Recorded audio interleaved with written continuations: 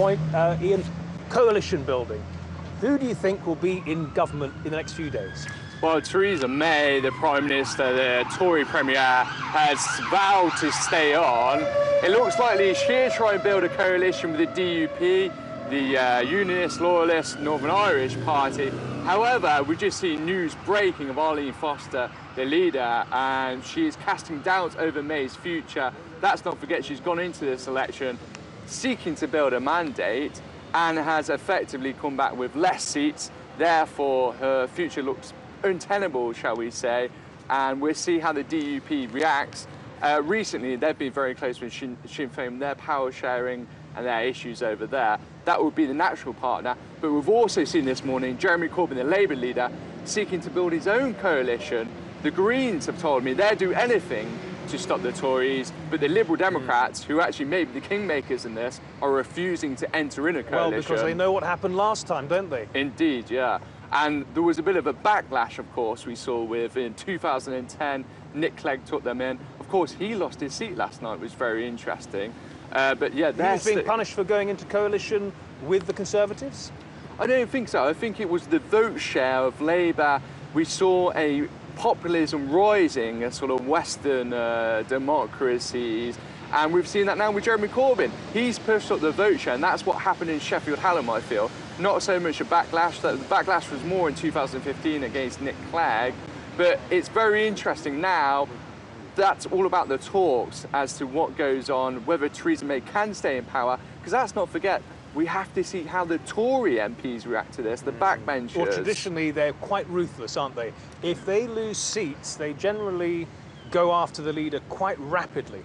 Indeed, I'm expecting manoeuvres as well from, you know, people who are opposed to Theresa May. George Osborne, of course, who got sacked by Theresa May as Chancellor after the EU referendum, has quoted quite openly how bad this campaign was, and I imagine behind the scenes people will be looking to let's look at this from the point of view of an international audience. They're looking over at the United Kingdom now, wondering, so what does that mean? Do you have a government? You don't have a government?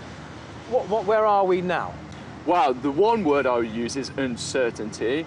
Technically speaking, we are a hung parliament. Now that means there is no party in the House of Commons which has a majority of MPs that can pass legislation. They need to team up with other people. That's where the uncertainty comes in. And it's effectively made Theresa May much weaker. How long will it take to form a coalition, do you think? Or well, is there a limit? Is there a time limit? There is no time limit, but if we look at the precedent of 2010 between the Liberal Democrats and the Conservatives, which we briefly mentioned, that was a matter of weeks, around 3 weeks with a deal broken there.